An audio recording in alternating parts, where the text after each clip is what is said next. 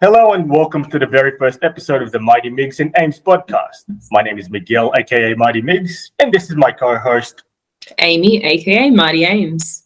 and it is a great pleasure to have you all with us. First and foremost, I would like to thank my friend Nick Whitcomb for allowing me to use his office space from my end for this episode, and for the both of us for the next episodes in the near future. And if you're watching this on YouTube, please press the subscribe and like button, along with following mine and Amy's different profiles on Instagram on the description box below, as it will be greatly appreciated once you do so.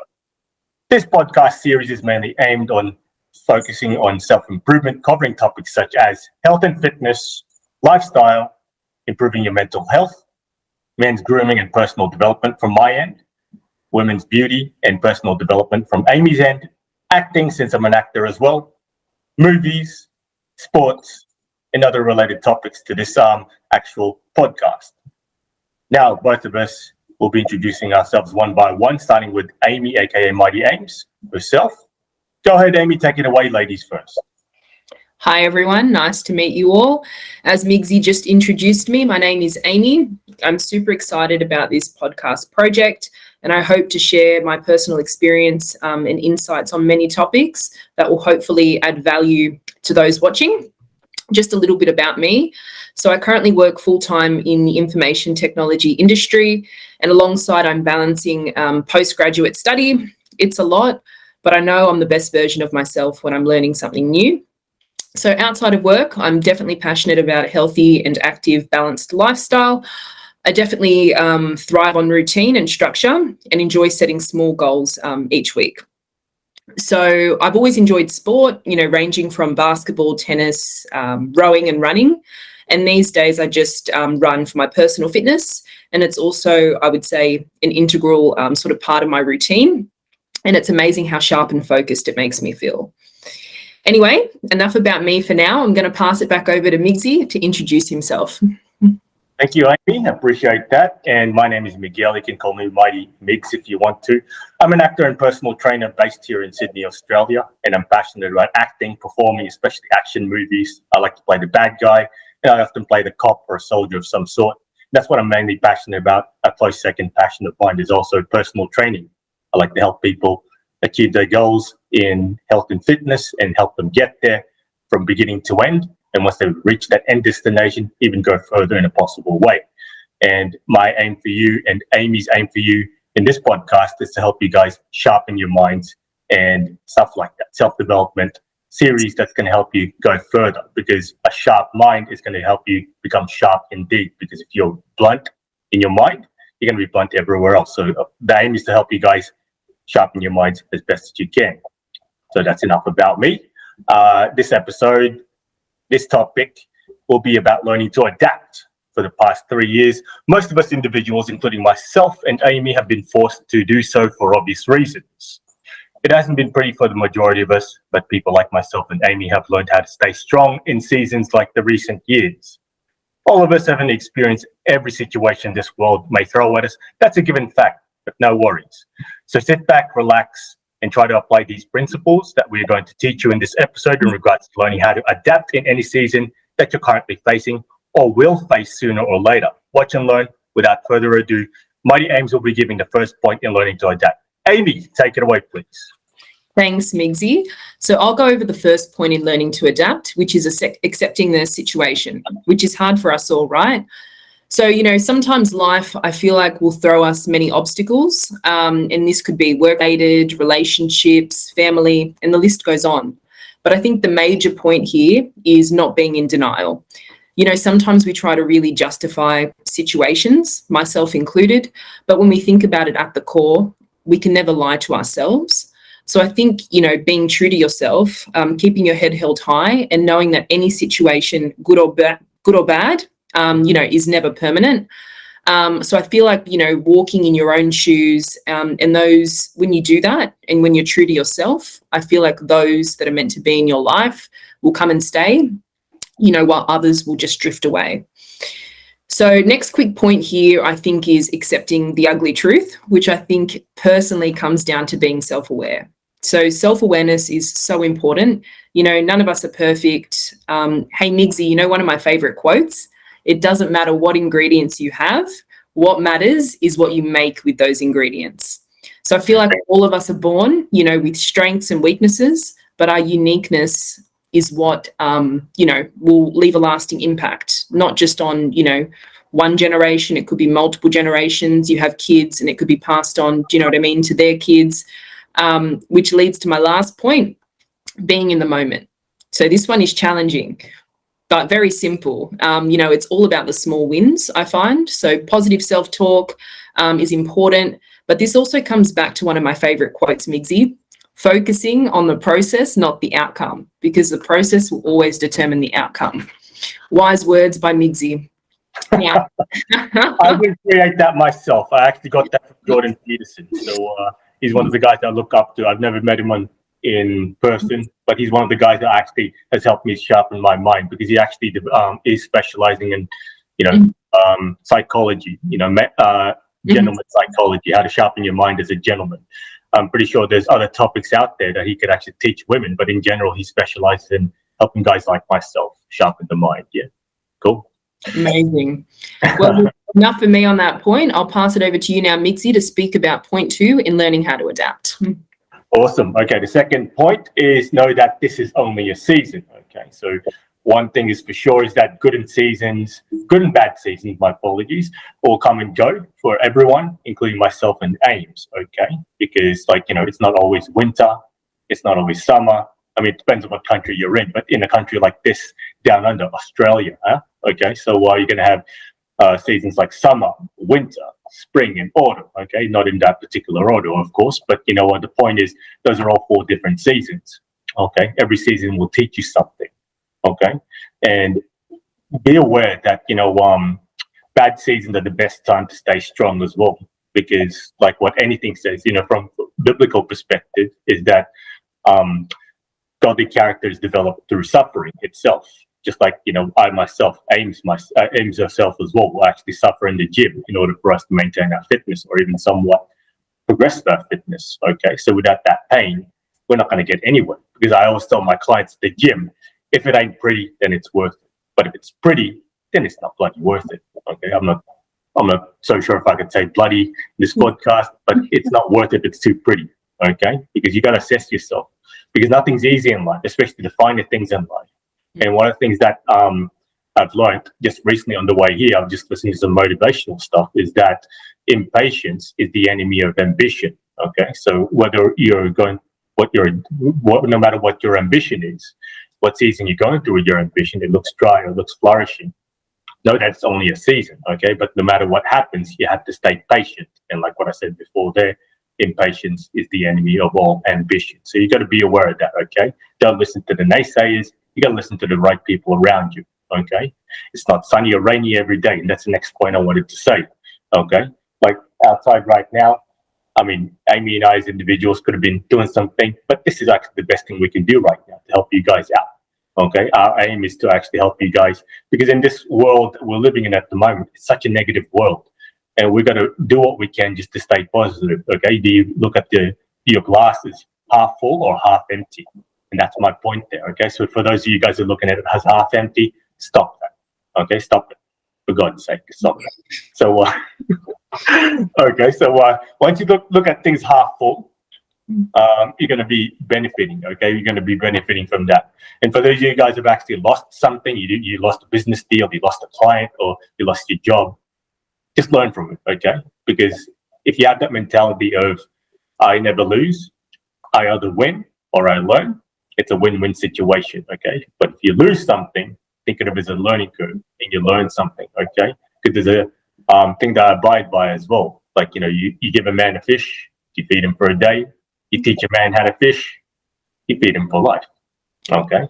So this is what we're teaching you guys right now. We're teaching you guys how to fish, especially with your mindsets, okay? So anxiety and positivity, negativity, they're all a mindset thing, okay? It's up to you guys how to control your mind, because your mind controls your body, but at the end of the day, you should be controlling your mind.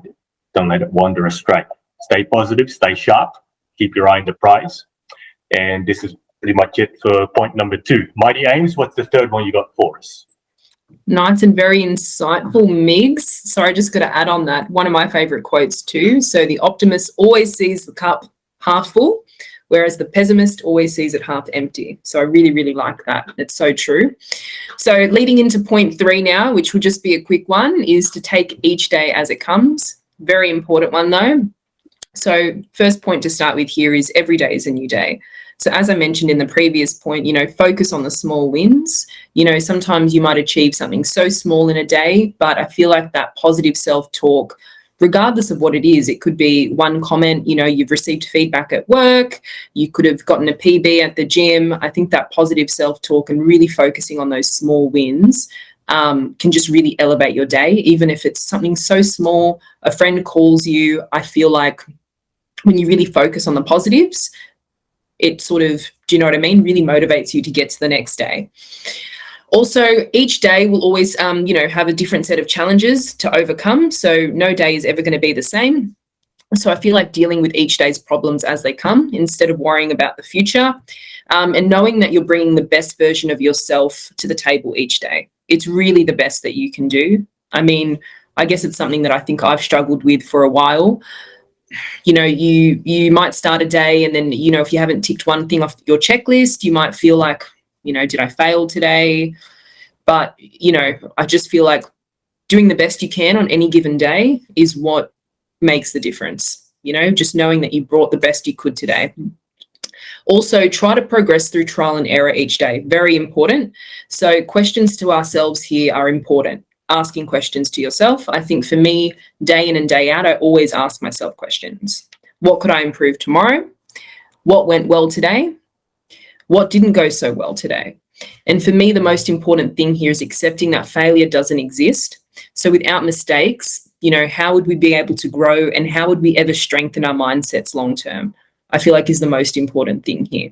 And it's hard because sometimes, you might make a little mistake or feel like you didn't achieve something and you feel like you failed, but that's how we grow. Do you know what I mean? Because success, it doesn't come from everything just being pretty. It comes from hard work, perseverance, and as mentioned, bringing your best self to the table every day. So I think that's all on that point. I'll pass it back over to you, Migzy, to speak about point 4 in learning how to adapt. Thank you. That's also insightful for you, from you, Mighty Amez. We'll really appreciate that.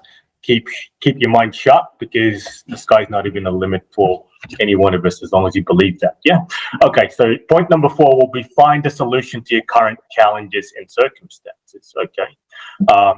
One of the best ways to start yourself in finding a solution to your current challenges or your circumstances is to stay proactive. I don't know how. I'm going to tell you from your end, because I don't know exactly what you're going through. Well, all I got to say is the more proactive you are, the better result will come in the near future. So just be aware of that, guys, okay? So, because nothing comes easy in life, okay? I wish it did, because if it did, none of us are going to be appreciating the process or the progress in general, okay? So just be aware of that, okay? So you have to be patient, like what I said to you in my previous point number 2. Impatience is the enemy of all ambition. And you have to be aware of that each and every time. Even though when your impatience is getting the better of you, it's all in your mind. And you got to make sure that you control your mind, okay? And if you're impatient, it's going to affect a lot of things in your life, your social life. If you guys are actually like married and stuff like that, it's going to affect your relationship with your wife. It's going to affect your relationship with your boss, your co-workers, your friends, or even your kids if you have any. Okay, so just be aware of that. You stop being impatient. I mean, I speak for myself. I have my impatient side as well. But hey, it's a work in progress. We're all going to get there. None of us are ever going to be perfect. But as long as you know what the problem you have is, you recognize the problem, that's already half the problem solved, 50% of the problem solved. Okay, the other 50%, you just got to figure out how to improve and overcome your impatience, okay?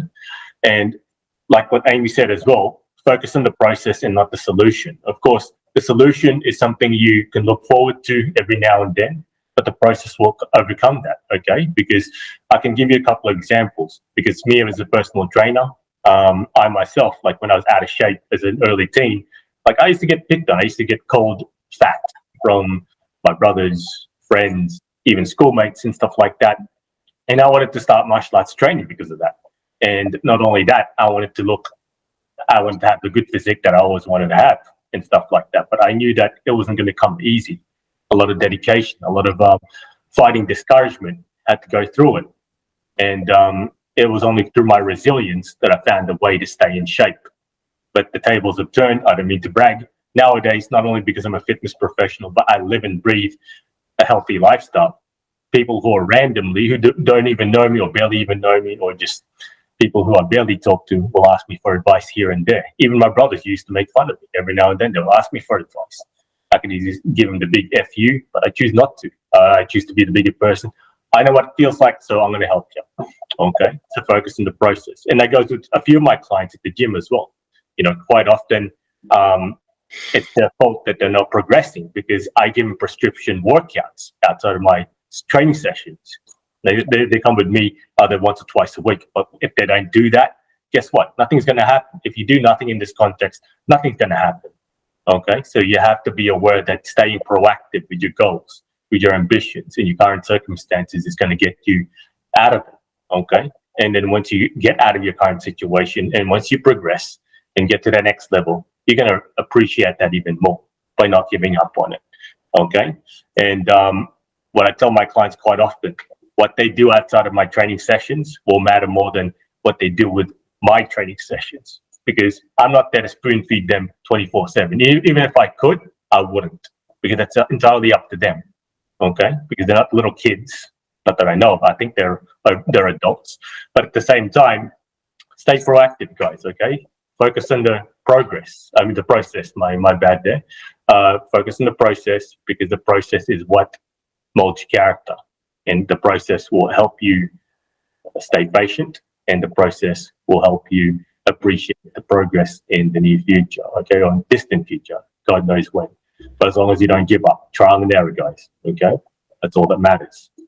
Okay, point number 5, please, Ames. Thank you for that. Thanks, Migzy. Just before I continue on to point 5, I love how you mentioned, your clients, what they do outside of the gym is so much more important what they do with you in the gym. And I feel like that point really comes down to accountability, because I feel like in this day and age, you can help someone so much. It could be with anything, fitness, study, any aspect of life. But if someone's not willing to put in the hours, then they're never going to make those results. No matter what trainer you have, what tutor you have, accountability, I feel like, is a really good point there. So thanks for that. It's really insightful. Okay, I'll say something as well, because like what I said before, remember, you can teach a man how to fish and you feed him for life. It's the same thing with my clients. When I give them a new program, when they're starting with me, their second phase, or third phase or fifth phase or stuff like that, when I prescribe new workouts, I'm going to teach him how to do it. And then, after I teach him how to do it, we'll revise it and just say, can you show me how to do it so I can critique you?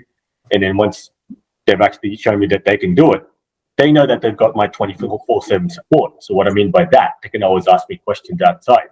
And I remember I used to train this lovely Chinese guy, right? He was new to this country, but surprisingly, he spoke very good English. But according to him, he doesn't speak very good English. But I said, what are you talking about? You and I can have a good conversation about this and that, this and that. And, for that year that I trained him, I just loved it, because randomly 9 p.m. or 10 p.m., sometimes even later than that, Amy goes, sorry to bother you so late, but can I eat this right now? Or can I eat that? Or I forgot how to do this exercise. Can you show me tomorrow or the next session? And I told him, you don't need to be saying sorry. I kind of wish everybody who I train is like this, because this makes my job even more fun when working with people like that. And I just told him, look, I just wish this was the case with other people, but you know what? Take advantage of it. And that's what he did. And I enjoyed training this kid. And, we helped him lose some weight and develop some body tone and stuff like that. When he couldn't train me no longer because he had to move different parts of town, like in the other side of Sydney, I was surprised that he actually go, hey, Miguel, can I treat you out for a dinner? Because it's just my way of saying thank you. I feel better about myself and stuff like that. No, don't worry about it. It's just my job. You know what I mean? No, please. Let me insist. I will pay. I'll pay. It's not about you paying. I just you don't need to reward me. Just no, please. He insisted. All right, cool. And he took me to this nice hot pot place in Chatswood. And it was actually a memorable moment. It's like, you didn't have to do this. So if I could just pay for my own thing. No, please. I mean, you taught me a lot. And then every now and then he'll still ask me questions. Hey, Miguel, I know you don't train me anymore. what's a good exercise for this and that, and like that's the kind of person I like to work with.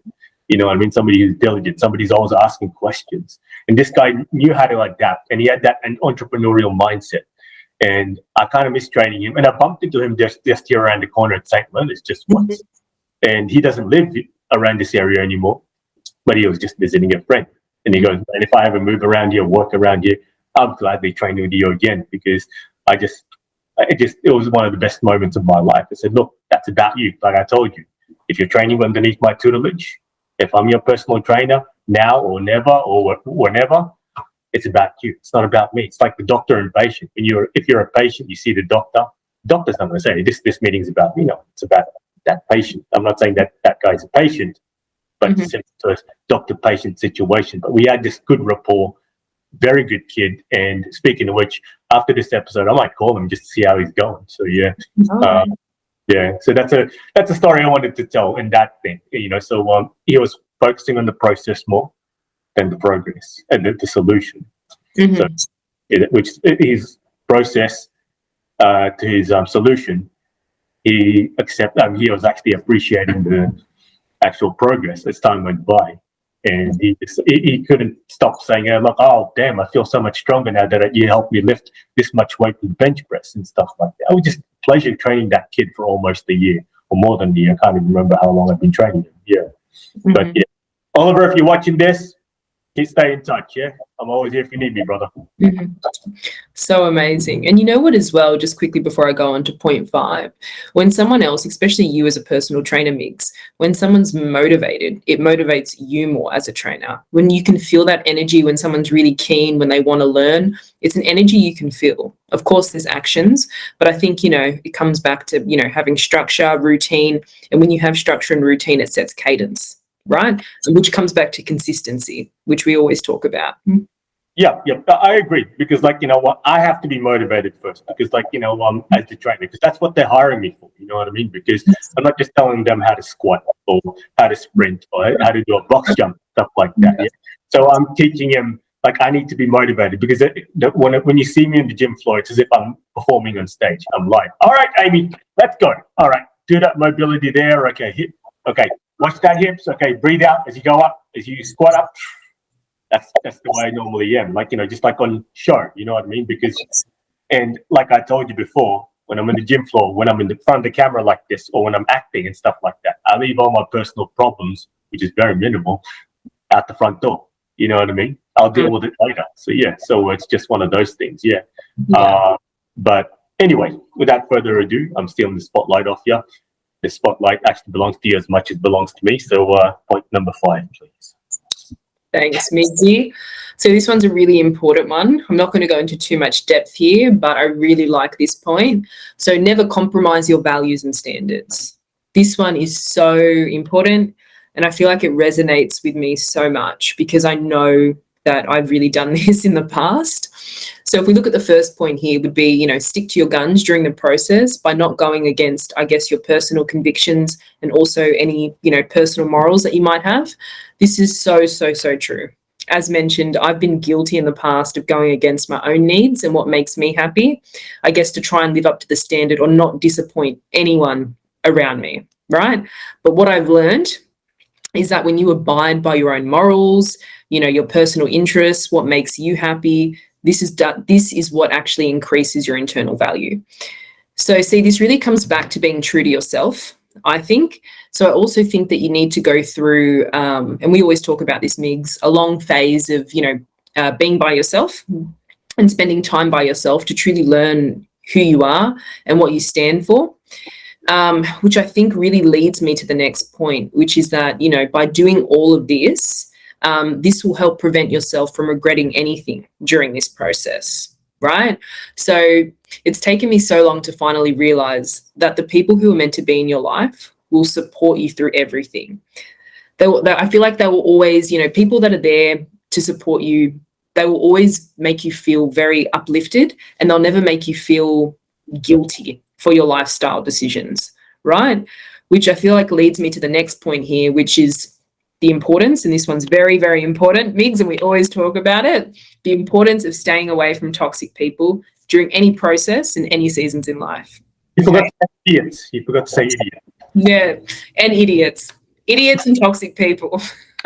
They go hand in hand. They're all. I mean, idiots are also toxic people, and toxic people are also idiots. So, and you know what? As well, we don't What? reward idiots or toxic people.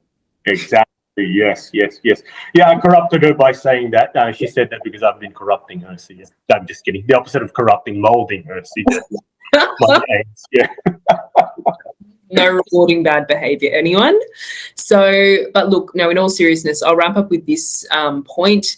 Actually, another one of my favorite quotes, Migz, that you always say, even though you might say that you didn't create it, is that you're the product of your own environment.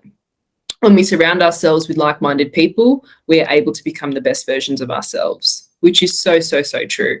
Like, you think about yourself and what makes you happy day in and day out, and then you realize that as you get older, you know, maybe you finish, you know, like milestones in life, you finish high school, university, study and whatnot. And then as your circle becomes smaller, you begin to realize that you thrive on like being around like-minded people, and you can straight away feel it. And for me, the last point I'll just touch on, I find that anytime if I meet up with a friend, even a family member, you're true to yourself. Like when you come home, you know how you feel. Do you feel happy? Do you feel supported? Do you feel uplifted? Or do you feel defeated? Is someone there encouraging you? And you know what? It's not even words sometimes. It's genuine. It's a genuine feeling, right? Means like you can feel when you're being supported. Someone can tell you they support you, but you can feel that energy at the core, which, you know, I think that comes back to your intuition as well. Going with your gut feeling. You always tell me that, trust your gut feeling. And sometimes I feel like I can be so not in tune with my intuition, but I feel like when you really just stop, listen to yourself, center yourself, maybe even meditate, you can come back to that place where you're like, okay, this is right or this is not right. But I don't want to rant on too much longer, but that's definitely a very, very, very important point there. Never compromise your values and standards. You don't want to have regrets later, and do what makes you happy, because the right people will support it. Amen to that. You know what? I want to drag that along as well a little bit. Mm-hmm. As well. So, yeah, that's the thing, because like what you said, stay away from idiots and toxic people. I mean, growing up with a bunch of people who I considered as cousins or just like even close friends and stuff like that. These days, that's the reason why I relocated here to the North Shore. It's just I needed a new start and stuff like that. And when you do that, when you do what you think is right for yourself first before you do for other people, it's just so much better. You know what I mean? Because like, you know, like what I keep telling you, self-respect is a form of adaptation. Like, you know, it goes hand in hand with never compromising with your values and your standards, stuff like that. Because if you want people to respect you, you have to respect yourself. But you don't respect yourself first so that people can respect you. No, you respect yourself. Like, you know, for example, like, you know, you and I are very similar to this context where we just like, if I'm going to go out and about, just hanging out with a mate or two, probably just with a small group or a big group. Mm-hmm. I don't care what kind of peer pressure, what manipulation tactics they're going to give me. I'm not going to smoke. I'm not going to drink. I'm not going to do drugs. And if they don't like it, I'm just going to leave. You know what I mean? And in that way, when I do that, hey, I feel so much better about myself. You know what I mean? Because idiots are always going to be idiots. I mean, as long as if they haven't actually learned that they're idiots, they're going to keep being idiots. That's the problem with it. That's the biggest problem, you know what I mean? And then when they realize, because look, I mean, once upon a time, I was just like an idiotic 20-year-old guy, a guy in his 20s, like full of ego, a bit of a, you know, macho bravado on the outside, but on the inside, I wasn't very macho, you know what I mean? My internal value, my emotional masculinity wasn't very, or like I was portraying myself to be this like, oh, I'm a tough guy and stuff like that, don't mess with me and stuff like that. But only because I was the product of that environment, you know what I mean? So if I go back, I remember like, you know, my early 20s, I was stuck at this service warehouse job and I truly hated it. I mean, the CEO was actually a very good guy, but I barely got to see him. But the people who were working around service warehouse and service itself, like they're all next to each other. Everybody's miserable. And then when there's an inquiry or I needed help with something, somebody else needed help with something, nobody wanted to help. You know what I mean? Everybody's just in there for the paycheck. And it's just like, I felt like I was actually stuck in a dead end job, and I hated it with a passion. I didn't know how to get out of it because I was young and dumb back then. I was in my early 20s, and I let a lot of people walk all over me back then. And if that happened nowadays, I know how to prevent that. It's not that I'm going to put myself into that situation these days, but I know how to prevent it. But back then, it was so miserable, and I felt like I was going to be stuck there for the next 5 to 10 years. But then, I had this ambition to be an actor. I had this ambition to be this personal trainer and stuff like that. But, every little penny that I had, like I saved up, I put it towards my fitness course back then. I didn't want to compromise in that because I wanted to get out of there as soon as possible. But once I had enough money to do the fitness course, I still didn't know how to get up because I was in my comfort zone. And then it came to a point where, they were axing people, like not axing in a bad way, more like redundancies. I had my turn 18 months later. I was a bit shocked at first because I've never been fired for a job before. I think it's not being fired. Of course, redundancy is not being fired. It's a form of like they had to let you go because they can't afford to keep you for the meanwhile and stuff like that, right? But I took it as, I got fired and stuff like that. And it was a big shock. But then one of my friends back then, who I hadn't seen for a long time, ended up telling me, hey, look, you got enough money now. You told me, do your personal training course while you're trying to get back to your feet. And I followed that. And even when I did my personal training course, in my early years of personal training, I sucked at selling, but because I thought it was about selling, but it's more like about the solution finding when it comes to being a personal trainer. I'm not going to get into too much detail into that, but back then I didn't know how to adapt and I didn't know how to get out of that situation. But when I was forced to get out of the situation, I was forced to adapt into full-time entrepreneurial thing. Yeah, it wasn't easy in the first 4 or 5 years because there were times when I couldn't pay my rent at the gym, couldn't pay my rent at home, and I'd be eating foods that I didn't want to eat, the junk foods, only so I could actually sustain myself. You know what I mean? And and I learned how to adapt slowly but surely and how to attract the right clientele. Because, like what I told you before, prior to this podcast, if you want to get good at something, you have to keep practicing it. And when you keep practicing, you get good at it. You don't have to think about it. It becomes almost like autopilot and stuff like that. So learning how to adapt, and that's the key there. And whatever situation you're in, but like what you said, never compromise. And nowadays, it's a good thing that you and I don't compromise most days, anyway. So yeah, but So you are the product of your own environment, and if you guys are stuck in that kind of environment that is kind of toxic, and you want to get out of there, find a way to get out of there in a rational sense. Okay, just make sure that making that decision is the right time for you. I don't know how, but only trust your gut feeling. Like what Mike Amez just said here. Yeah. Okay. Cool. All right. Well, point number 6, and this is actually the last one before we do a bit of improv here. And this is an overall summary with everything from points 1, 2, 3, 4, and 5 that Amez and I just actually mentioned, is to adapt like a chameleon. Okay. I've never seen a chameleon in real life, but apparently they adapt. And then if they want to become invisible and blend into the colors, that's what you got to do, whatever situation you're in. Okay.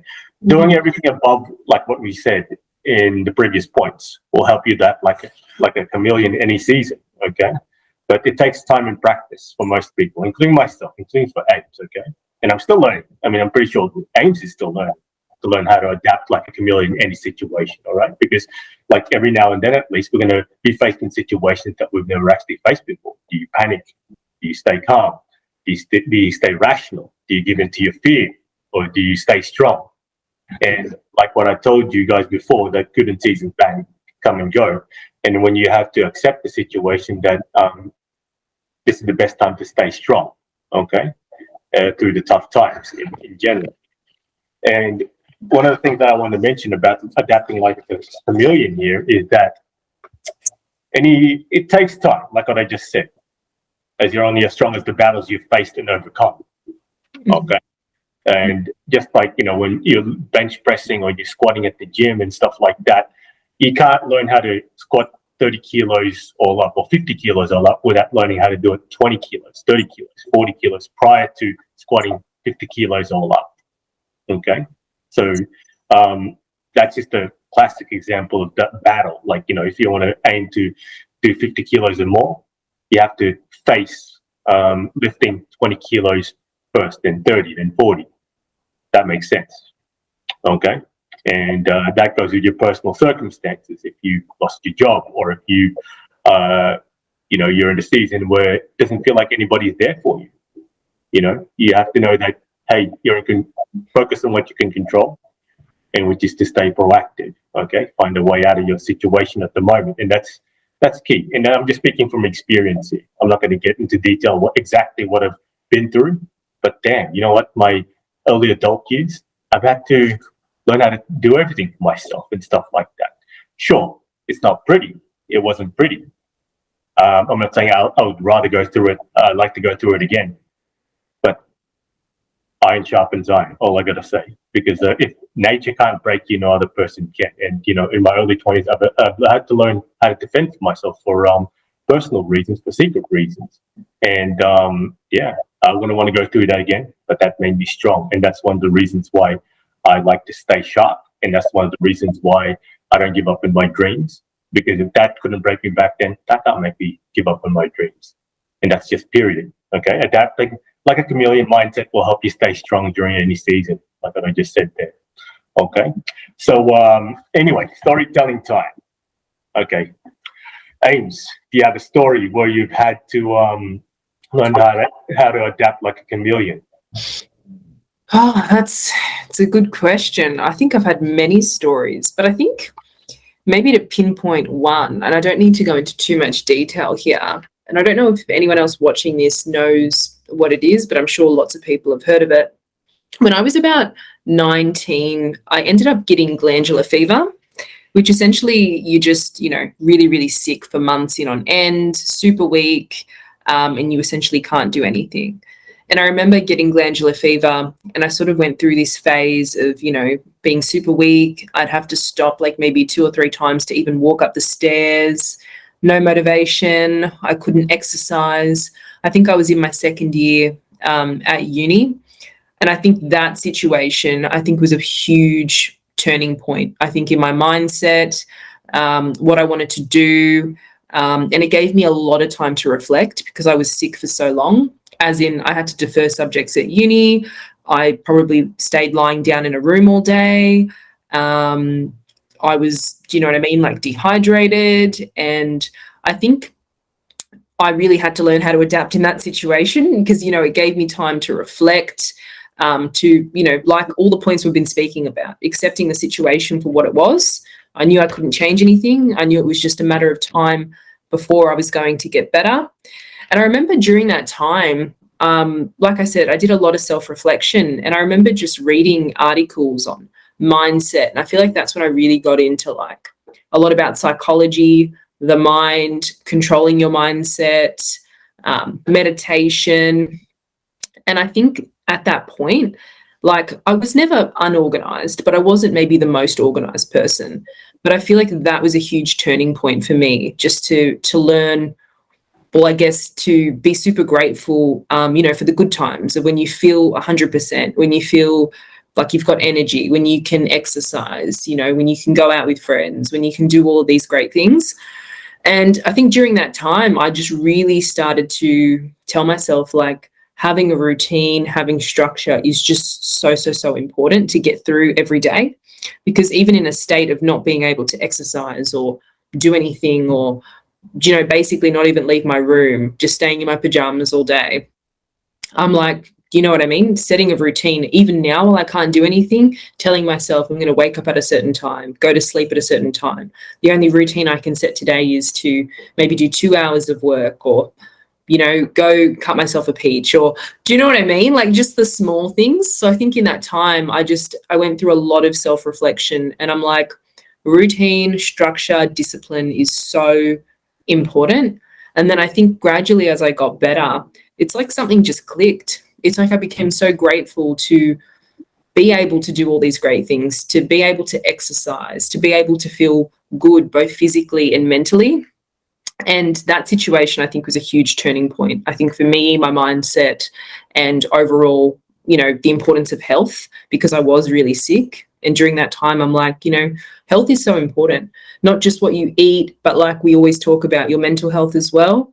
being able to, calm yourself down, reflect, surround yourself with people that, are uplifting and things that just feel good for you.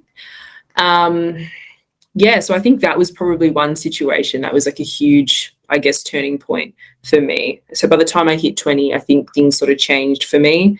And I really just started focusing on myself and just became super, super grateful for everything. And that's why now I think I'm just a lot more rigid.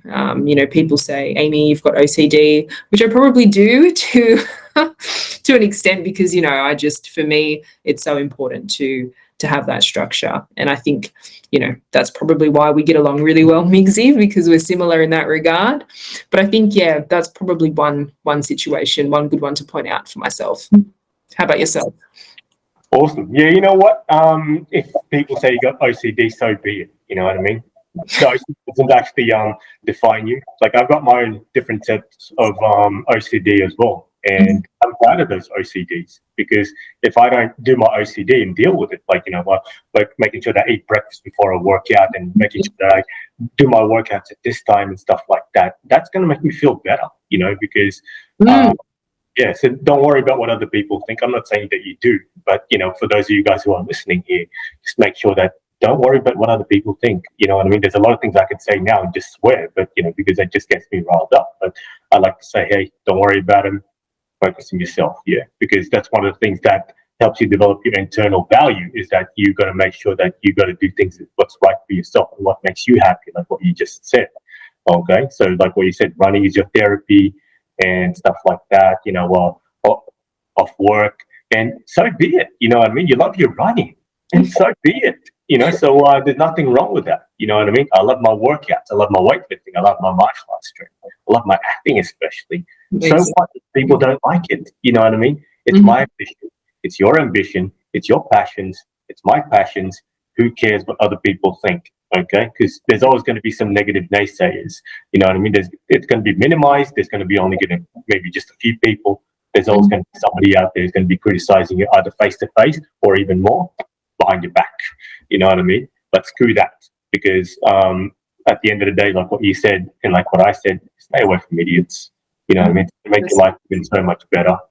Okay. Well, I have to give a couple of examples, so that Can I quickly say something? I just want to quickly say something. Do you know how many times I have been told that, Amy, are you sure you're not 70 years old and not 25 because you want to go to sleep early? Or, Amy, why don't you want to come out on a Friday night? Because I prefer a quiet night in. That's what I like. That's what makes me happy. Or, Amy, why do you wake up early to do that? Don't worry, it's happened so many times, but I think you're right, like to not take that, those comments personally. So now when I hear things like that, I'm like, that's okay. People can have their own opinion. They're entitled to it. But if that makes me happy, I'm going to do it. Like, simple. Well, I can relate to that as well. Like, I have that friend who, we're talking about. I'm not going to say his name. He invited me to hang out with him and his friend just on a Saturday night. Just, hey, look, did you want to hang out with us? We're going to do an all-nighter in the city. I'm like, hell no. It's like, come on, Migz. You just had a busy week. You just had a good week. Unwind a little bit. Yeah, I'm going to unwind. I'm going to watch my favorite movies. I'm going to practice my scripts. That's my way of unwinding. And if you don't like it, at the door. You can go there. Piss off. It's the same thing. Another friend of mine, she told me, because for some reason, every time she has a girls' night out, I'm pretty much the only guy or one of few guys that she actually invites. And I'm like, and I told her, look, me these days, I'm an early bird, so I want to be asleep before midnight. I don't really check what time anymore. Like, for example, like I'm falling asleep on the couch at 9 o'clock or even earlier. I go to bed eventually, like around 9:30 or 10, and I stop looking at the time, and it helps me actually fall asleep even faster when I stop looking at the time. You know what I mean? It's sleep hygiene. I'm not going to talk about it or rant about it in this episode. That's for another episode in the near future.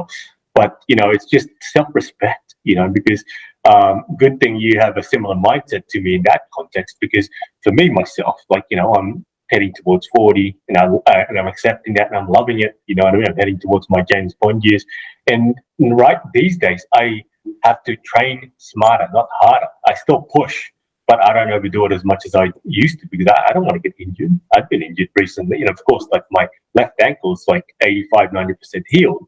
I don't want to go backwards. I'm going to make sure every time I'm working out, especially when I'm doing my strength work or when I'm doing my anaerobic, the explosive lower body stuff, I have supportive shoes. My shoes are still good, and I'm doing my rehab exercises before I do my workouts and stuff like that, so that I know that I have to look after myself even more. You know what I mean? I'm not saying I'm not pushing. I'm pushing, but just to a certain extent.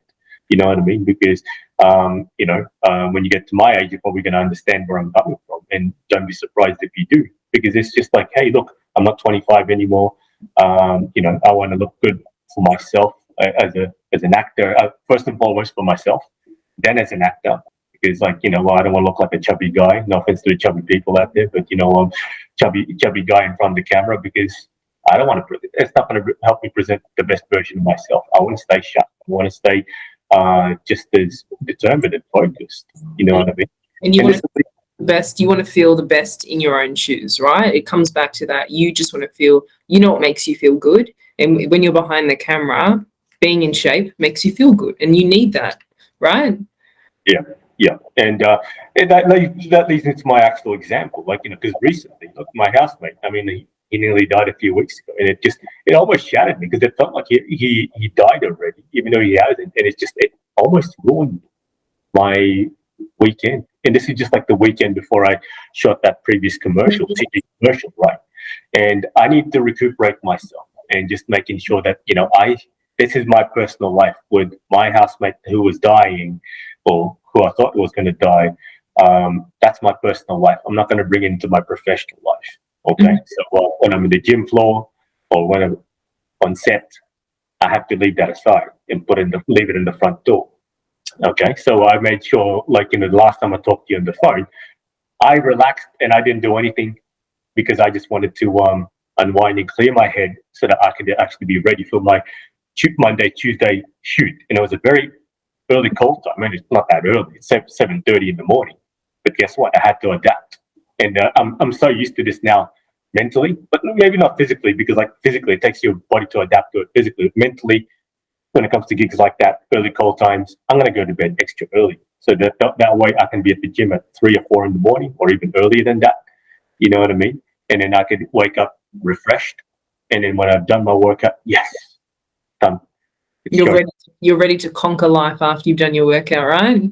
That's right. And that's the thing. One of the ways that helps me adapt, especially in the context of doing an acting gig and stuff like that. I make sure that I just I'm not going to have any extra fun. And what I mean, I'm going to keep my excitement contained until the day of filming, if that makes sense. What I mean? I'm excited. For example, if I had to do one on Wednesday, hypothetically, I'm excited deep down, but not so excited. But when the day comes, filming, oh yes, I'm the shine. You know what I mean? That's when I'm excited the most and stuff like that. So I had to adapt.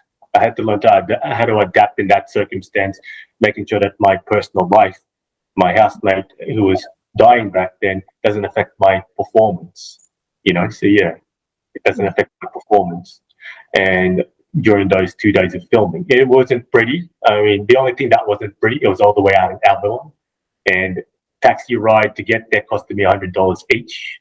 But I caught a bus home and stuff like that instead. But it was well worth it because it's just it's a business expenditure. So I had to adapt and okay, cool. I have to catch a few buses to get there in Avalon, so I might as well just catch a taxi. It's just going to cost me $100 each, but it's well worth it. So I'm gonna get that reimbursed, and I'm gonna get a bigger paycheck anyway, much bigger paycheck. When it clears in my account because of that acting gig. So yeah, and that was an all of a sudden thing because that mentality of learning how to adapt like a chameleon, it can be just all of a sudden. That's what I was actually forced to just a few weeks ago, and I love the fact that that looking back, it's like, oh, that was a miracle that didn't affect my performance in that commercial shoot, and even when I came back to my clients the next couple of days and stuff like that, it didn't affect me at all because I just learned to adapt that chameleon theory where I'm going to put my personal problems aside outside the gym floor or just leave it at home and making sure that I'm going to still give the best version of myself in front of the camera and to my clients, the gym, because they're paying for my time. They don't, as harsh as it sounds, they don't really care about my personal problem. They want to get a sweat going and stuff like that. A couple of them have reiterated that. Like, oh, it's okay for you not to feel like, yeah, but I'll deal with it later. Right now, it's about them. It's not about me. That's the way I look at it. But a classic example of me learning how to adapt, I remember doing an acting course back in mid-2011, Los Angeles and LA.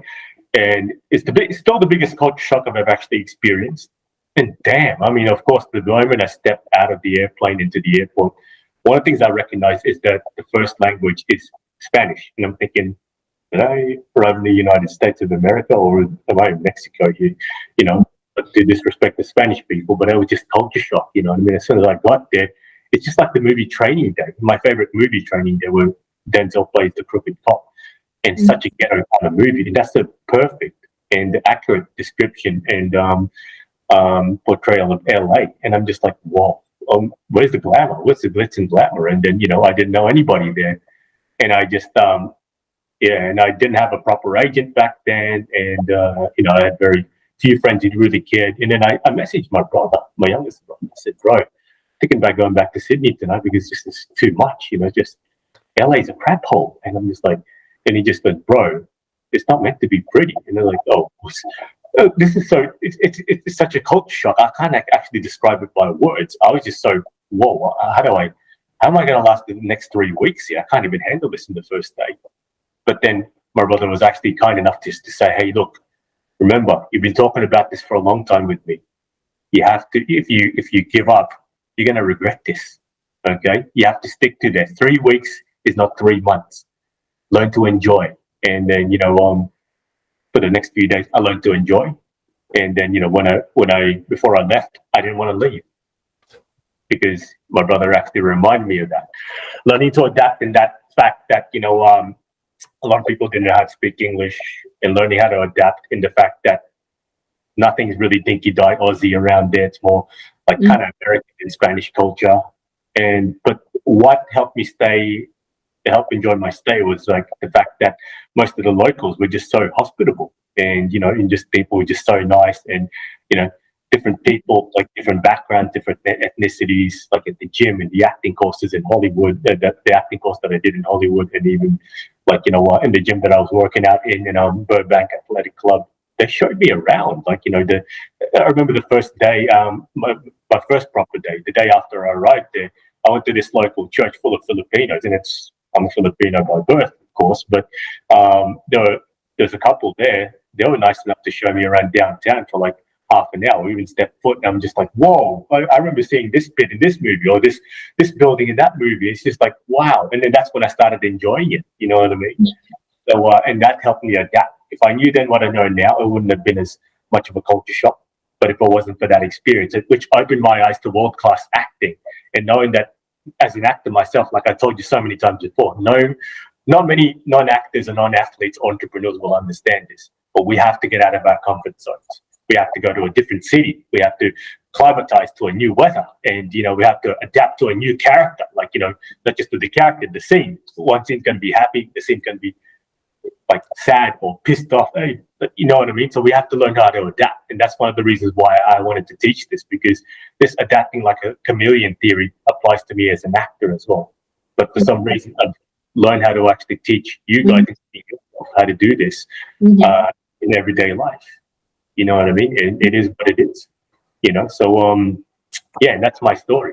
And because of that, LA, I love acting even more because of that that situation where I was forced to get out of my comfort zone, where I didn't know anybody, different culture, different city, and the fact that I just grew after that, and I never gave up on my dreams since then. Even though I didn't have a proper agent back then, I just never gave up on my dreams. Period. And I think that as well, I'll just say, makes you really good at what you do. Because I remember even the first time I met you down at Anytime Fitness, St. Leonard's, I was just thinking, who is this guy? Like, he's completely like you. It was like you were on set being at work, which is good, right? Because I remember, like, now you're saying, like, the importance of not bringing like personal issues into like your work and stuff, which is so important because while you may be thinking about it, other people really don't care, right? Because like you said, you have clients, they're coming for a service, you're at work, we're providing a service, people don't really care about what's going on. Do you know what I mean? Or they don't care about what's going on in our lives. But I remember just seeing you and being like, before I even knew you, I knew you were like into acting. I could just see it. But I think it does come back to the whole learning how to adapt, because I feel like you, not just your acting, but even you as a personal trainer, for an example, seeing you in Anytime Fitness, I'm like, right, this guy is after his mission. He's in a setting here. He's going to train his clients, no nonsense. And you just gave off that energy. And not a lot of people, do you know what I mean? Not a lot of people can do that. So I feel like what I'm trying to say is you're very focused in that regard, whether it's your acting, personal training, or, like for an example, you even come out of character a little bit. Like if we're just having like a D&M on the phone, it's fine. We can have a laugh. But if I come see you at Anytime Fitness, it's like, right, okay, we're going to go and do squats upstairs. Oh, yeah, you know what? That I keep wanting to ask the question because remember, I didn't give away that I'm an actor straight away to you because I just said, "Hey, look, I've got goals, I've got ambitions," and then when I finally actually revealed it to you, it's like I knew it, and I'm just like, "How the hell did you know?" So I'm just and because remember, I didn't tell you straight away. You remember that? So because remember, the first few times I saw you just eating outside the gym, so hey, how are you? And then you said hello back, or you said hello first, and I said hello afterwards. You know what I mean?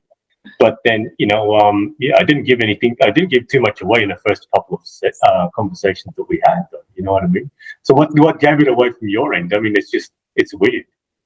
I feel like it was the energy you gave off. I think it's almost like I felt like you were acting, like when you were in like the gym setting. I could just tell you were like, not even just serious. Like I could just tell, like, I'm like, this guy, is he on set right now? And then I think you didn't tell me you were an actor, but I think you were like, hi, my name's like Miguel or Migz. You're like, here's my card. I think it was like the Mighty Migz coaching or something. Yep. I was like, I bet this guy's an actor. And then I'm pretty sure I like Facebook stalked you and then did my research and then, yeah.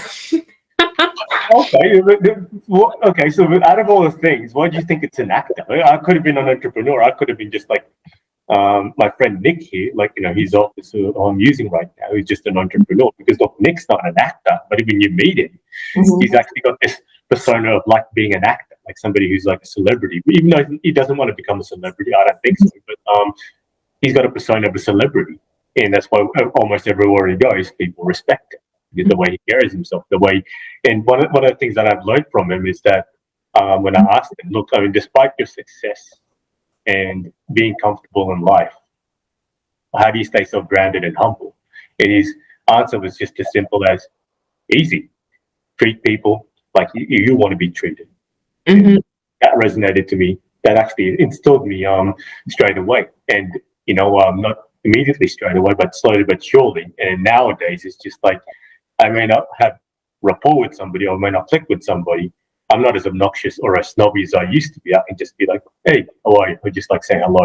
You know what I mean? Or just a fist bump them, COVID handshake, you know what I mean? Or just the elbow bump and stuff like that. Even though if I don't click with someone, it's hard for me to converse.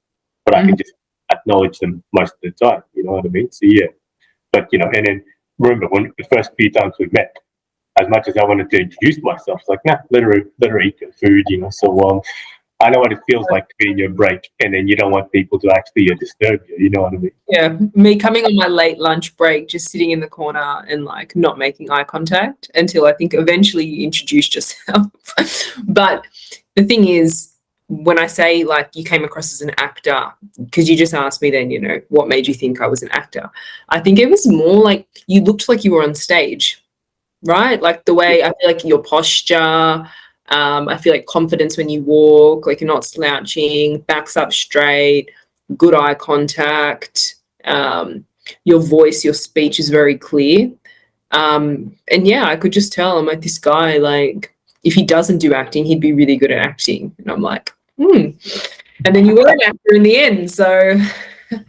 Oh, well, I mean, at the end of the day, I mean, of course, it's not it's not a dirty secret or anything like that. But a lot of people know I'm an actor through social media without even me saying it. You know what I mean? Because, like, remember what I told you before? I tend to work hard in silence and let the progress and this progression, the progress and the success do all the talking. That's the way I look at things. You know what I mean? Because the moment in the beginning of my acting career, for example, I was so open to telling people, and most people would just put me down about it. And then it's like, all right, cool. This is my ambition, not theirs. I might as well just keep it to myself as much as possible, because that's one of the things that you got to learn to adapt with is that, like what you said, like, not compromising with your convictions. And to me, my conviction is just like, hey, look, don't boast that you're an actor. Let people find out themselves. You know what I mean? Because when you let other people find out themselves, they're going to be more intrigued. Because what's going to be more intriguing, especially from a girl's perspective? Some douchebag who just goes, yeah, I'm an actor, I'm the man. Just like, yeah, you respect me, just like a movie star. But instead, just like, just walk the part, act the part, and instill the part, and then work hard in silence and let the process and the progression and the success do all the talking. 100. What's more intriguing from your end, especially from a lady's perspective?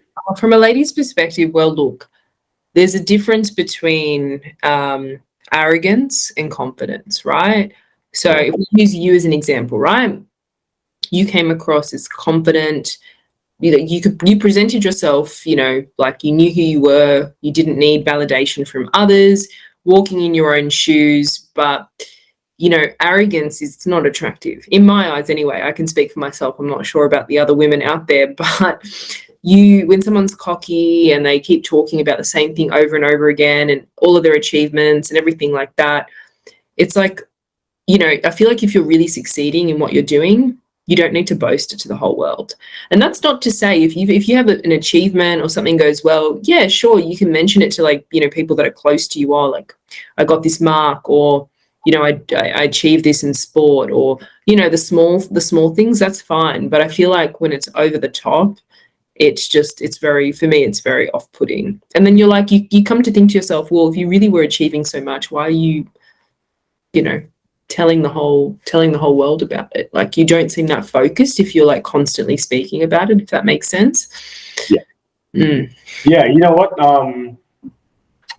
I did have this colleague back in my fitness first days back in the West. I'm not going to say much. I'm not going to say his name or whatchamacallit, but I tell you what, this guy didn't have any respect from anybody, because the way he disrespected others, it's just it was a bit of a repellent. And what I mean by that is just like he'll boast about like how much he's made during the week, and if you're down but not out, your business as a personal trainer isn't doing so well, he's gonna be condescending about it. Yeah, you must not be a good personal trainer and stuff like that. You know what I mean? And or he'll say, like, a lot of times when I've had arguments with this guy, disagreements with this guy, he'll often give me all these idle threats. Hey, yeah, I know a couple of gangsters or mobsters who are going to make you disappear. And I used to be dumb enough and gullible enough to believe that. You know what I mean? And because I thought he was my friend as well. But at the same time, looking back, he's one of those toxic people. And then I stopped talking to him and stuff like that. And only because at one point I've had enough of his idle threats and stuff like that. I stood up for myself. Nearly had a fist fight in the actual locker room, personal trainer's locker room. It was just him and I. And I told him, look, put your money where your mouth is. If you want to make me disappear, you do it yourself. Come on, do it right now. He couldn't do it. Did you tell him that you won't reward any bad behavior, nor would you tolerate tantrums? Well, I didn't say it verbally, but I stood up for myself after like a year or two, like, because I just had enough of this guy's thing. Because like what you said, like, you don't need to brag who you know. You don't need to brag about like, what you've achieved, how much money you got in your account, how much money you've made, because most people won't care. You know what I mean? Most people won't care. No. And if you want to brag about it to yourself. Mm-hmm. You know what I mean? Or just people who you're close to. Actually, don't even do that. Don't even brag about it to people who you're close to, because like people you're going to be close to, they're going to get repelled sooner or later as well. Because nothing worse than a guy or a girl just talking about themselves too much. You know what I mean?